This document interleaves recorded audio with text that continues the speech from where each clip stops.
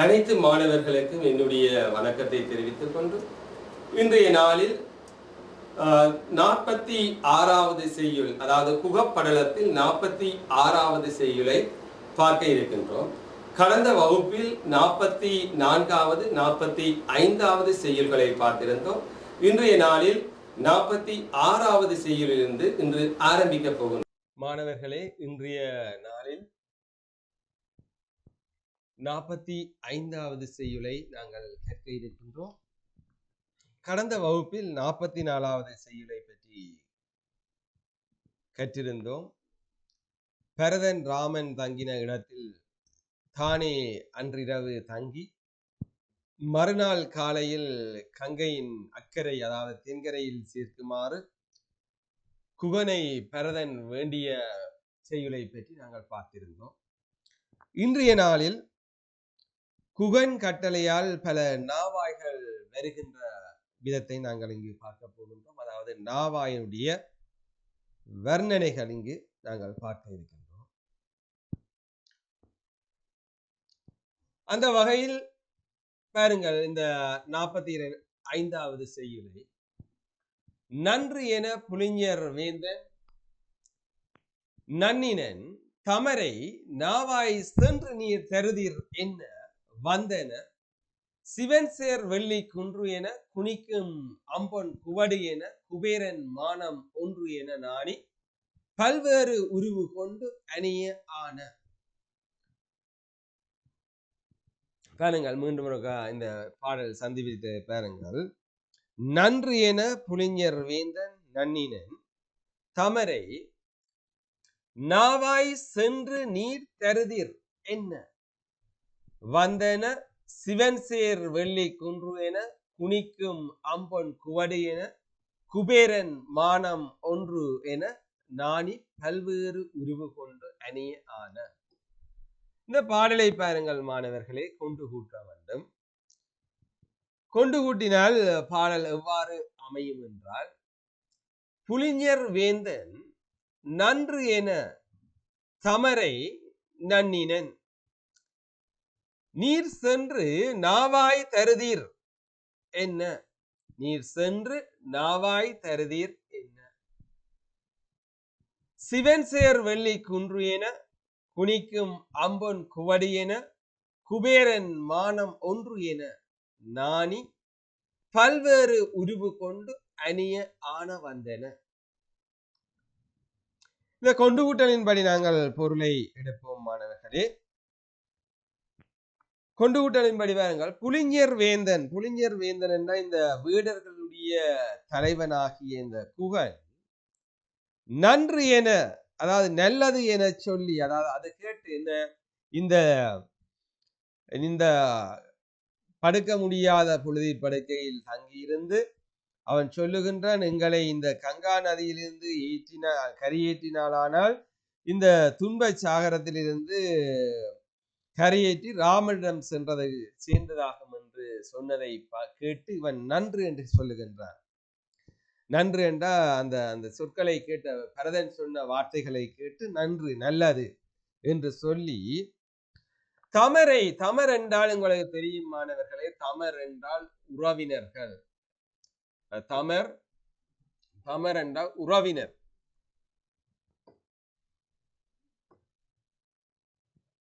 தமர் என்றால் எங்களுக்கு தெரியும், நீங்கள் கற்றிருக்கிறீர்கள். தமர், தமரை அந்த தங்களுடைய உறவினர்கள், அதாவது உறவினர் என்றால் யார்? இந்த வீடர் உறவினர், அல்லது தங்களுடைய இனத்தவர். இனம் என்றால் இனத்தவரர், இனமாக்க அந்த வீடர்களை நன்னினன். நன்னினன் என்றால் சேர்ந்து, அவங்க அந்த உறவினர்களிடம், அதாவது இந்த வீடுவர்களிடம் அல்லது இனத்தவர்களிடம் சேர்ந்து நன்னினன். இவர்கள் அழகா சொல்ல, நீர் சென்று நாவாய் தருதீர் என்ன. நீர், நீர் என்றால் நீங்கள், சென்று, சென்று என்றால் போய், நாவாய், நாவாய் என்றால் உங்களுக்கு தெரியும் மாணவர்களே, கற்றிருக்கிறீர்கள், படகு அல்லது ஓடம் அல்லது மெரக்கலம், இப்படி பல சொற்களை சொல்வோம். அவ புலிஞர் வேந்தன், அதாவது வேடர்களுடைய தலைவனாகி இந்த குகன் நன்று என நல்லது என்று சொல்லி தமரை நன்னினன். தமர் என்ற தங்களுடைய இனத்தவர்களை சேர்ந்து நீர் என்ற இந்த நீங்கள் சென்று போய் நாவாய் என்ற இந்த படகுகளை அல்லது மெரக்கலங்களை தருதீர் என்ற கொண்டு வாருங்கள். நீங்கள் இதான் இத பாருங்கள், புலிஞர் வேந்தன் நன்று என சொல்லி இது இந்த வேடர்களுக்கு அவன் விட்ட கட்டளை. புலிஞர் வேந்தன் நீங்கள் போய் சென்று நாவா இந்த படகுகளை கொண்டு வாருங்கள் நீங்கள் போய் என்று இந்த தங்களுடைய வீடுவ சேனைகளுக்கு சொல்லுகின்றார். கொண்டு வாருங்கள் என்ன என்று சொல்ல இப்ப படகுகள் வருகின்றன. நன்றாக கவனித்துக் கொள்ளுங்கள் மாணவர்களே. இதுதான் இந்த படகுகள் என்ற வர்ணனை. சிவன் சேர் வெள்ளி குன்று என குனிக்கும் அம்பன் குவடு என குபேரன் மானம் ஒன்று என இவ்வளவு இந்த படகுகள் என்ற வர்ணனை அழகாக காட்டுகின்றார். இதை நாங்கள் இதுக்களால சொல்லுவோம். இது சில பேர் உவமை என்று சொல்லுவார்கள். இது தற்குறிப்பேற்றாணி. உண்மையிலேயே சிவன் சேர் வெள்ளி குன்று என சிவன் சேர் என்ற இந்த சிவபெருமான் எழுந்தரில் இருக்கின்ற வெள்ளி மலையான இந்த கைலாச மலை. அதாவது இந்த திரிபுரம் எரித்த கதை உங்களுக்கு தெரியும். திரிபுரம் எரிக்கைக்குள்ள வெள்ளி இரும்பு பொன் இந்த கோட்டைகளை அழிக்கிற இந்த சிவபெருமான். அப்பொழுது இங்கு அம்பன் குவாடு இந்த பொன்மலையாகிய இந்த மகா மேருமலையைத்தான் வில்லாக வளைக்கிறார். வாசுகியை அம்பாகவும் இந்த திரிபுரம் எரித்த கதையில வருகிறது. அதைத்தான் இங்கு இதிகாச செய்தியில ஒன்று சொல்லப்பட்டிருக்கிறது.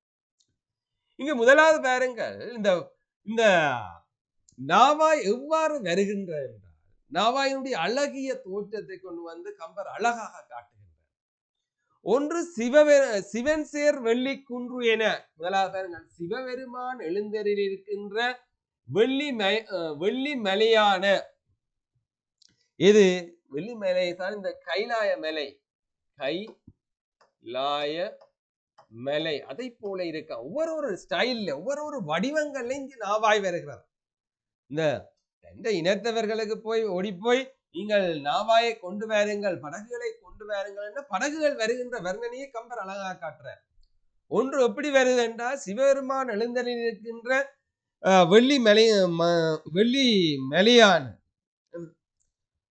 வெள்ளி மலையான கைலாச மலை போலவும் இருக்கிறதா. கொஞ்சம் படகுகள் அந்த ஸ்டைல்ல வருது. அது அந்த அழகில்.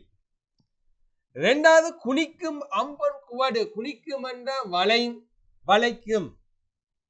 அதாவது குனிக்கும் என்ற அந்த சிவபெருமான் வில்லாக வளைத்த இது இந்த திரிபுரம் எரித்த கதை வந்து இங்கு சொல்ல போகிற. அதாவது இந்த முதலே சொல்லிவிட்டேன் மாணவர்களே, அந்த வெள்ளி இரும்பு பொன் கோட்டைகளை அழிப்பதற்காக சிவபெருமான் இந்த அம்பன் குவடு என்று சொல்லப்படுவது பொன்மலையாகிய மகா மேருமலை இதைத்தான் வில்லாக வளைத்தவர். குனிக்கும் என்ற இங்கு வளைத்த அந்த பெருமான் வில்லாக வளைத்த இந்த பொன்மலையாகிய மகாமேருமலை. இரண்டாவது அந்த மகாமேருமலை பொன்மலையாகிய மகாமேருமலை போல இரண்டாவது கொஞ்சம் படகுகள் வருகின்றனவா. இது முதலாவது கைலாச மலை போல வருகின்றது. இரண்டாவது இந்த மேருமலை போல வருகின்றது. குபேரன் மானம் என குபேரனுடைய புஷ்பக விமானம். மானம் என்றா விமானம். இந்த புஷ்பக விமானம் போல கொஞ்சம் படகுகள் வருகின்றனவா. இதான் இந்த படகுகளுடைய வர்ணனை. சிவபெருமான் எழுந்தரில் இருக்கின்ற வெள்ளிமலையான கைலாசம். இரண்டாவது அந்த சிவபெருமான் வில்லாக வளைத்த அழகிய பொன்மலையாகிய மேருமலை. மூன்றாவது குபேரனுடைய புஷ்பக விமானம் போல வந்ததான். ஒன்று என குபேரன் குனிக்கும் அம்பன் குவடு என குபேரன் மானம் என ஒன்று ஒன்றாயிருத்தலை நோக்கி நாணி என்றா வெட்கப்பட்டு. இவ்வளவு எங்க இருக்குன்னா தேவலோகத்துல இருக்கு. இந்த இவ்வளவும் ஒன்றாக இருக்கிறோமே, அதாவது சிவபெருமான் எழுந்திருக்கின்ற கைலாயம் என பக்கத்துல குபேரன் புஷ்பவிமானம் மேருமலை இதுகள் எல்லாம் ஒன்றாயிருப்பதை வெட்கப்பட்டு, ஒன்றாயிருப்பதற்காக வெட்கப்பட்டு வெட்கி பல்வேறு உருவு கொண்டு அணியான பல்வேறு என்ற பல வகைப்பட்ட வடிவங்களை கொண்டாற் போன்று பல வகையான வடிவங்களை கொண்டதை போன்ற தன்மையுடையவனான ஓடங்கள் வந்தன. ஓடங்கள் படகுகள் வந்தன. நாணி பல்வேறு உருவு கொண்டு அணிய ஆன வந்தன. பாருங்கள், இந்த இதுக்குள்ளால தற்குறிப்பேற்ற அணியத்தான் சொல்ல வர. இந்த கைலாசம், கைலாயமலை, மேருமலை, புஷ்ப விமானம், குபேரனுடைய இவைகள் ஒன்றாயிருக்க நாணி நாணி என்ற வெட்கப்பட்டு ஒவ்வொன்றும் பல்வேறு வடிவங்களை கொண்டு வந்தது போல வந்தன என்று சொல்வது அங்கு தற்குறிப்பேற்ற அணியாகத்தான் நாங்கள் பார்க்கலாம்.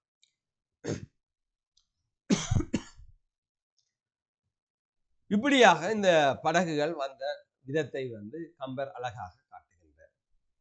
பாருங்கள், இப்பொழுது இதனுடைய பொருளை பார்ப்போம். குகன் அது கேட்டு நல்லது என தன் இனத்தாரை சேர்ந்து, கமரண்ட இனம் உறவினர்களை சேர்ந்து, நீங்கள் போய் ஓடங்களை கொண்டு வாருங்கள் என்று சொல்ல சிவபெருமான் எழுந்தருளியுள்ள வெள்ளிமலையான கைலாசமும் அப்பெருமான் வில்லாக வளைத்த அழகிய பொன்மலையான மேருவும், அதாவது மகா மேருமலை, குபேரன் புஷ்பக விமானமும் ஒன்றாயிருத்தலை நோக்கி வெட்கப்பட்டு பல வகைப்பட்ட வடிவங்களை கொண்டாற் போன்ற தன்மையை உடையவனாகிய ஓடங்கள் வந்தன. இது அங்கு சொல்லப்பட்டிருக்கிறது. அடுத்த பாருங்கள் மாணவர்களை, இந்த செய்யுள் உங்களுக்கு விளங்கி இருக்கும். இப்பொழுது நாங்கள் இந்த செய்யுளுடைய சந்தர்ப்பத்துக்கு போக போகிறோம். இச்செய்யுள் இடம்பெற்றுள்ள சந்தர்ப்பத்தினை விளக்குக. நாங்கள் ஏற்கனவே 44வது செய்யுளின் சந்தர்ப்பம் பார்த்திருக்கிறோம் மாணவர்களே. கங்கையின் தென்கரை சேர்க்குமாறு குகனை பரதன் வேண்ட குகனின் கட்டளைப்படி நாவாய்கள் வந்து சேர்ந்த சந்தர்ப்பம். இதுதான் சந்தர்ப்பம். கங்கையின் தென்கரை சேர்க்குமாறு குகனை யார் வென்றதென்ற பரதன் வேண்டுகின்றார். குகனுடைய கட்டளைப்படி நாவாய்கள் வந்து சேர்ந்த சந்தர்ப்பம். நாவாய்கள் எப்படி வருது? சிவன் சேர் வெள்ளி குன்று என குனிக்கும் அம்பன் குவடு என குபேரன் மானம் என இப்படியாக வந்த சந்தர்ப்பம். அந்த சந்தர்ப்பத்தை நாங்கள் எழுதினார். சரி, அது சுருக்கமாகவும் தெளிவாகவும் இருக்கின்றது. இரண்டாவது பாருங்கள் மாணவர்களே, இச்செய்யுளில் குகன் தனது இனத்தவருக்கு இட்ட கட்டளை யாது? இப்படியான ஒரு கேள்வியை பாருங்கள். குகன் தன் இனத்தவரை அடைந்து நீங்கள் போய் படகுகளை கொண்டு வாருங்கள் என கட்டளை இட்டார். பரதன் கேட்கிறான், இவன் போய் தன் இனத்தவர்களுக்கு படகுகளை கொண்டு வாருங்கள் என்று கூறுகின்ற சந்தர்ப்பமாக இது அமைந்துள்ளது. இச்செய்யுளில் நாவாய்களது தோற்றப்பொழிவு எவ்வாறு வர்ணிக்கப்பட்டிருக்கிறது? இச்செய்யுள்ள நாவாய்கள் என்ற தோற்றப்பொழிவு இதுதான் முக்கியமான கேள்வி. எங்களுக்கு இந்த முறை சிலவில் இந்த நாவாய்களுடைய வர்ணனை எங்களுடைய ஃபைனல் பேப்பர்ல கூட வரலாம். எல்லா இந்த 4 வருட வினாத்தாள்கள் முடிந்து விட்டது. எல்லா பகுதியிலையும் வந்துட்டு இந்த பகுதியிலிருந்து இன்னும் வினா வரவில்லை. ஆகவே நன்றாக கவனித்துக் கொள்ளுங்கள்.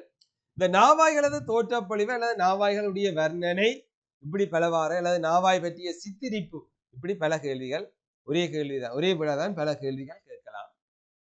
அப்ப இச்செய்யுளில் நாவாய்களது தோற்றப்பொழிவு எவ்வாறு வர்ணிக்கப்பட்டுள்ளது என்றால், சிவபெருமான் எழுந்தருளில் உள்ள வெள்ளி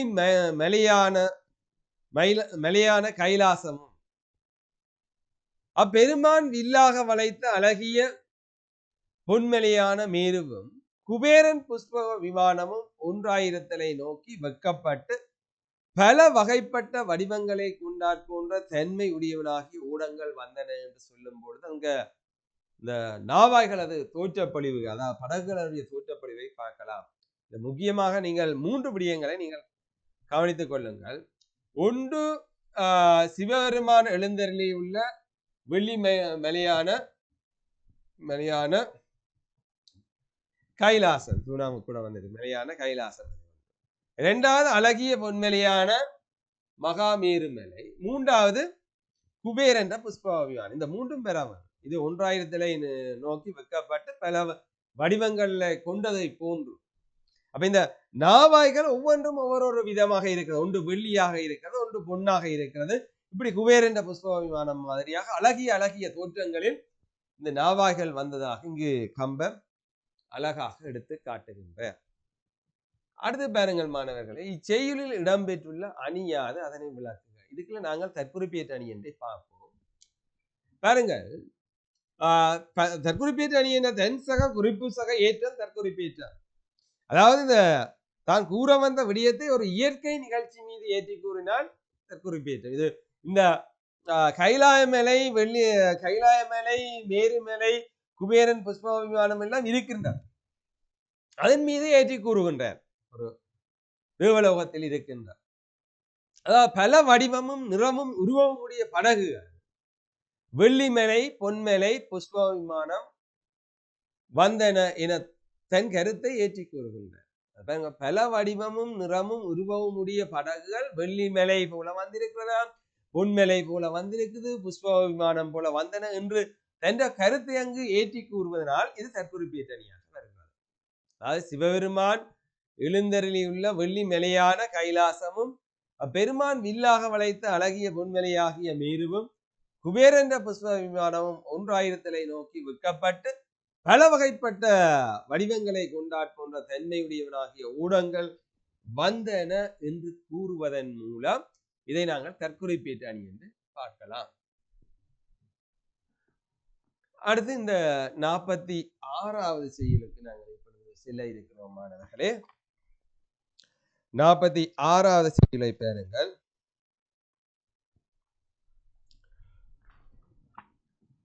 நங்கியர் நடையிலும் இதிலேயும் நாவாயினுடைய வர்ணனை தான் இங்கு காட்டப்பட்டது. நீங்கள் வேணுமென்றா குறிச்சு கொள்ளலாம். 45 நாவாய், 46 நாவாயினுடைய வர்ணனை. நங்கியர் நடையில் அன்னம் 400 சிலவின் நாவாய் கங்கையும் இடம் இலாமை மிடைந்தன கலந்த எங்கும் அங்கோடு இங்கு இழுத்து ஏற்றும் அமைதியே அமரர் வையத்து இங்கோடு அங்கு இழுத்து ஏற்றும் இருவினை என்னல் ஆன. கொண்டு விட்டுனா மாறி வரும் பிள்ளையால் இந்த 3வது அடி முன்னுக்கு வரப்போகுது. அங்கோடு இங்கு இழுத்தி ஏற்றும் அமைதியின் அமரர் வையத்து இங்கோடு அங்கு இழுத்தி ஏற்றும் இருவினை என்னல் ஆன. நங்கியர் நடையின் அன்னம் 400 செலவின் நாவாய் கங்கையும் இடம் இலாமை எங்கும் விடைந்தன கலந்த. இது கொண்டு கூட்டல். இந்த கொண்டு கூட்டலின்படி நாங்கள் பொருளை எடுத்தோம் என்றால் மாணவர்களே, ஒன்று பாருங்கள், அங்கோடு இங்கு இழுத்தி ஏற்றும். அங்கோடு என்றால் அக்கறையில் உள்ளவர்கள். அங்கோடு என்று சொல்லப்படுவதற்கு இங்கு மாணவர்கள் கவனிக்க வேண்டியது, அங்கோடு என்று சொல்லும் பொழுது இங்கு இது வடகரை.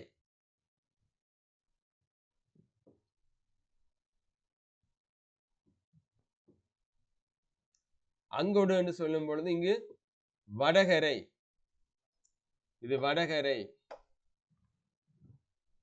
இங்கு இழுத்தி ஏற்றும் வடகரை தென்கரை.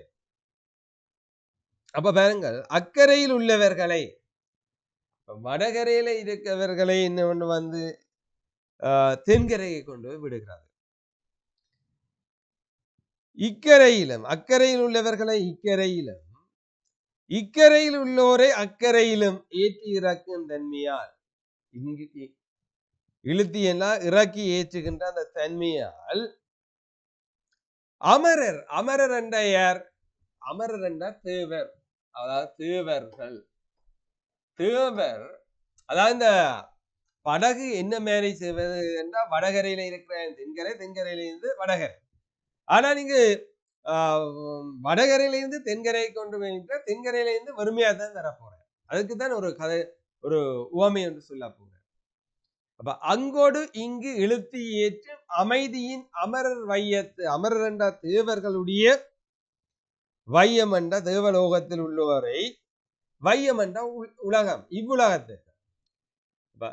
இந்த செயற்பாடு எது மாதிரி இருக்கின்ற அங்கோடு இங்கு இழுத்து ஏற்றுகின்ற தன்மை தேவலோகத்தில் இருக்கிறவர்களை இவ்வுலகத்துக்கும், இவ்வுலகத்தில் உள்ளவர்களை அந்த உலகத்துக்கும் இங்கோடு அங்கு இழுத்து ஏற்றும். அதாவது இங்குள்ளவர்களை இவ்வுலகத்தில் உள்ளவரை அங்கென்ற அவ்வுலகத்துக்குமாக இறக்கி ஏற்றுதல் செய்கின்ற இருவினை. இருவினை என்ற என்ன? இருவினை என்ற புண்ணிய பாவ கருமங்களை போன்றதாம். புண்ணிய பாவம், இதான் இருவினை, ரெண்டு வினைகள்.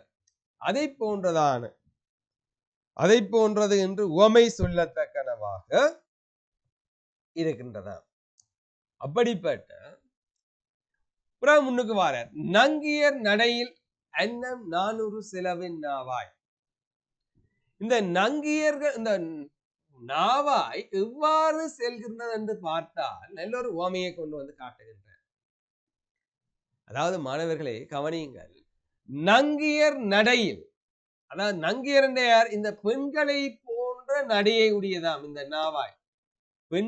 பெண்கள் எப்படி நடந்து செல்வார்களோ, ஆடி அசைந்து நடந்து செல்வதை போல இந்த நாவாயும் ஆடி அசைந்து செல்கிறதாம். அப்ப பெண்களை போன்ற நடை ஒன்று.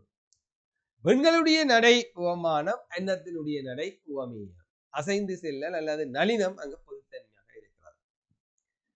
இரண்டாவது விடயத்தை சொல்லுகிறவர், அன்னம் 400 செலவின், அன்னப்பறவைகளே வெட்கமடையும்படியாக. இப்ப நாங்கள் இலக்கியங்கள்ல பாருங்கள் மாணவர்களே, நாங்கள் யாராவது பெண்களை பற்றி சொல்லியிருக்கிற பெண்களுடைய நடையை பார்த்து சொல்லியிருக்கிற அன்னத்தினுடைய நடையை போன்ற நடை என்று சொல்லுவான். ஆனால் இங்கு அன்னப்பறவையே வெக்கமடைகிறதா.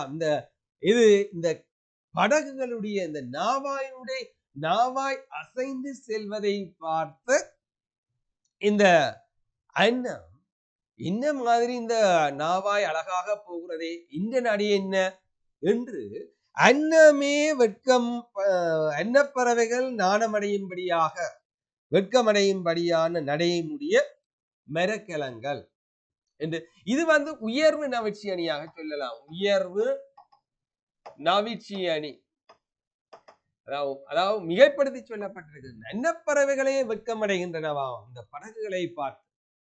இந்த நாவாய் அசைந்து செல்லுகின்ற அதனுடைய நடையை பார்த்து முன்னுக்கு சொல்லுகின்றார். பெண்களின் நடையை போன்ற நடை, அன்னப்பறவைகளையே வெட்கமைய. இது உவமையாக சொல்லுவான். உவமை அன்னப்பறவைகள் நங்கையருடைய நடை. இங்கு அன்னம் 400 செலவன், இது உயர்வு நவிழ்ச்சி. இங்கே ஒரு உவமை இருவினை, இதுவும் உவமை. ரெண்டு உவமை அணிகள் இங்கு எடுத்து காட்டப்படுகின்றன. நன்றாக கவனித்துக் கொள்ளும். அப்படியாக நாணம் அடையும்படியான இந்த நாவாய்கள், மரக்கலங்கள் அல்லது படகுகள் அல்லது ஓடங்கள் கங்கையும் இடம் இல்லாமை மிடைந்தன கலந்து எங்கும். அதாவது கங்கையும் இடம் இல்லாமை எங்கும் மிடைந்தன கலந்து. அதாவது கங்கா நதியில், இந்த கங்கா நதி முழுவதும் ஒரு வெற்றிடம் இல்லாமல், அதாவது இடம் இல்லாமல் ஒரு வெற்றிடம் கூட இல்லை, அவலாத்தில படகுகள் நாவாய்கள் வந்திருக்கின்றன. மிடைந்தன நெருங்கி கலந்தன எங்கும். எங்க பார்த்தாலும் எங்கும் இங்க முன்னுக்கு வரவான எங்கும்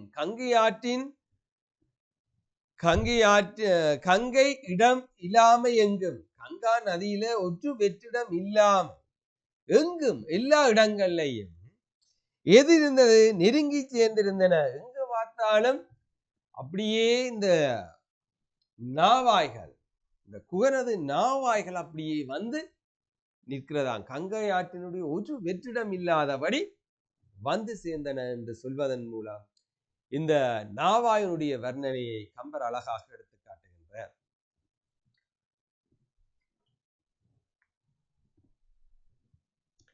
பாருங்கள், அடுத்த இதனுடைய பொருளுக்கு போவோம். அக்கறையில் உள்ளவர்களை இக்கரையிலும், இக்கரையில் உள்ளவர்களை அக்கறையிலுமாக ஏற்றி இறக்கின்ற தன்மையினார் தேவலோகத்தில் உள்ளாரை இவ்வுலகத்துக்கு, இவ்வுலகத்தில் உள்ளாரை அவ்வுலகத்துக்கு இறக்கி ஏற்றுகின்ற புண்ணிய பாவ கருமங்களை போன்றது என பெண்களின் நடையை போன்ற நடையும் அன்னப்பறவைகள் நாணமடையும்படியான நடையினுடைய மெரக்கலங்கள் கங்கா நதி முழுவதும் வெற்றிடம் இல்லாதபடி எங்கும் நெருங்கி சேர்ந்தன என்று இங்கு காட்டுகின்றார்.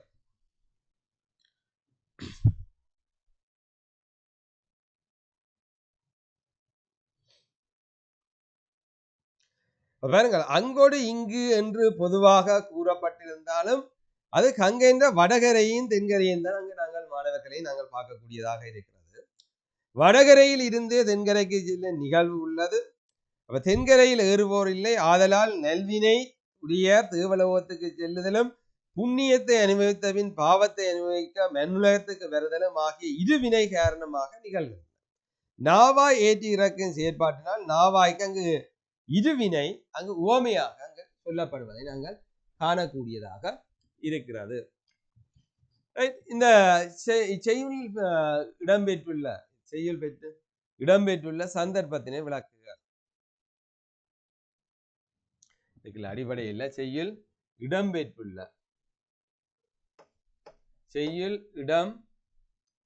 இடம்பெற்ற சந்தர்ப்பத்தினை விளக்குகிறார். பாருங்கள், குவன் இட்ட கட்டளையால் பல நாவாய்கள் வந்த சந்தர்ப்பம்.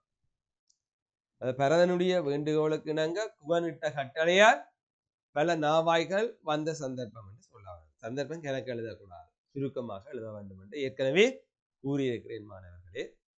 அடுத்து பாருங்கள், இந்த நாவாய்களுடைய அசைவு எவ்வாறு சிறப்பிக்கப்படுகிறது ஒன்று பாருங்கள். நாவாயின் அசைவை கம்பர் அழகாக காட்ட ஒன்று பெண்களின் நடையை போன்ற அசைவு என்று சொல்லப்பட்டிருக்கு. பெண்களின் நடையை போன்ற அசைவு, நாவாயின் அசைவு. பெண்கள் எவ்வாறு ஆடி அசைந்து செல்வார்களோ அதனை போல இந்த நாவாயும் ஆடி அசைந்து செல்கிறதா. இரண்டாவது, அன்னப்பறவைகளே நாணம்படியான நடை. அப்ப இது எங்களுக்கு தெரியும், இது உவமை அணியாக இருக்கிறது, இது உயர்வு நவிற்சி அணியாக இருக்கிறது.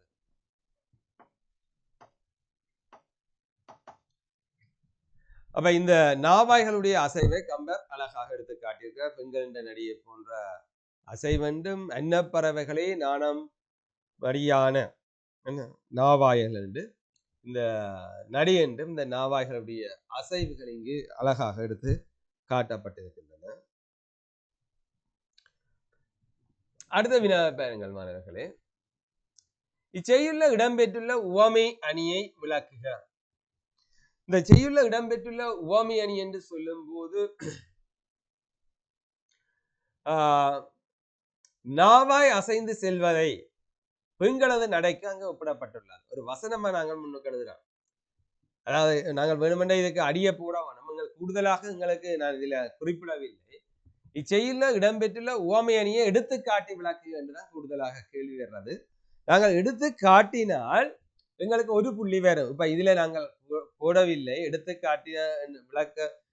காட்டி விளக்கு என்று இங்கு குறிப்பிடவில்லை, அதனால் அங்கு எடுத்து காட்டப்படவில்லை. உண்மையிலேயே இங்கு நங்கிய நடையில் அன்னம் என்றுதான் நாங்கள் அந்த எடுத்துக்காட்டினா வர வேண்டும். அப்படியாக சொல்லி போட்டுதான் இங்கு நாவாய் அசைந்து செல்வதை பெண்களது நடைக்கு ஒப்பிடப்பட்டுள்ளது. கூடுதலாக பாருங்கள், இந்த ஆருக்கு ஆறு என்று உங்களுக்கு ஒரு குழப்பம் ஒன்று வரும். இந்த வசனமா எழுதியக்குள்ள முதலாவது நாங்கள் உவமேயத்தை எழுதி பிறகு உவமானத்தை எழுதுவார். பாருங்க, உவமேயம் என்ன? நாவாய் செல்லல். அப்ப நாவாய் அசைந்து செல்வதை யாருக்கு ஒப்பிடப்பட்டிருக்குது? பெண்களது நடைக்கு அங்கு ஒப்பிடப்பட்டுள்ளது. இன்னைக்கு உங்களுக்கு வாக்கியத்திலே இலகுவாக வரும்.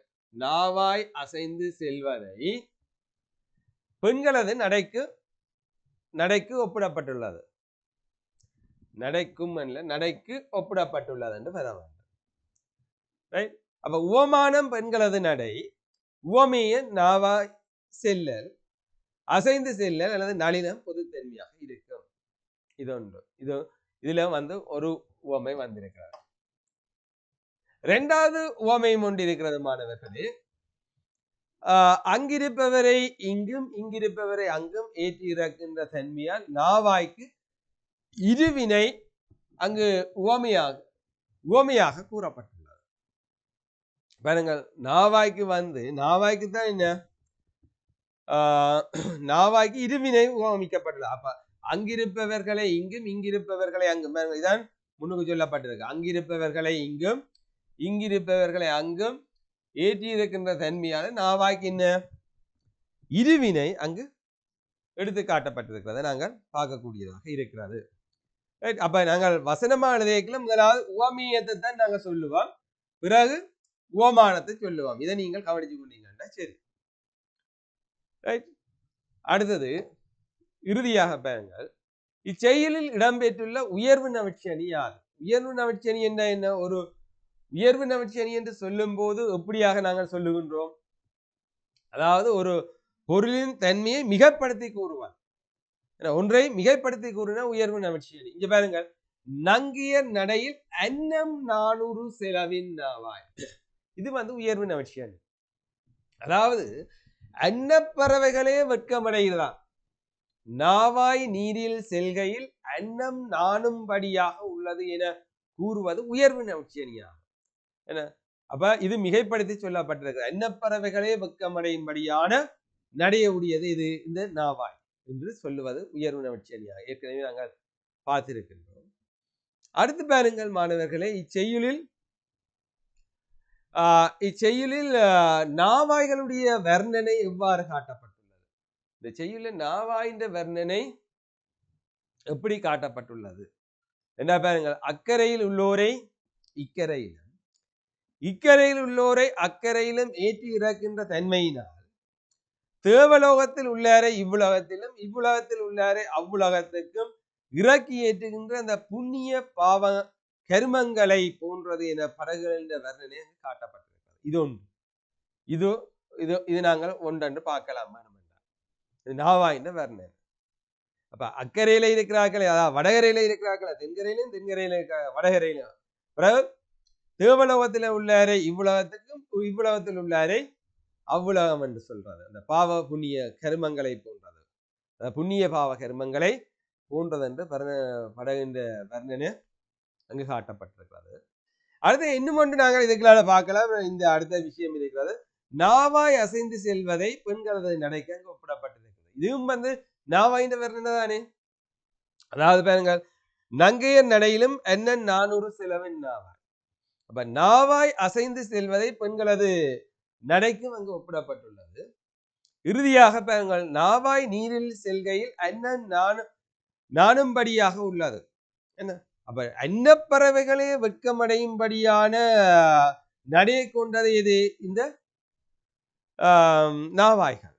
என்ன, அது கொண்டு உயர்வு நவிச்சணியாக சொல்லுகின்றோம். அன்னப்பறவைகளே வெட்கமடைகின்றன இந்த நாவாய்களை பார்த்து என்று சொல்லும் போது இந்த நாவாயினுடைய வர்ணனையாக இந்த பாடலில், இந்த செய்யுளில் 3 கருத்துக்களை நாங்கள் விளங்கிக் கொள்ள முடிகிறது. இன்றைய நாளில் நாங்கள் 46, 47வது பாடல்களை பார்த்திருந்தோம். தொடர்ந்து அடுத்து வருகின்ற வகுப்பில் மீதியை தொடர்வோம் என கூறி விடைபெறுகின்றேன். நன்றி, வணக்கம்.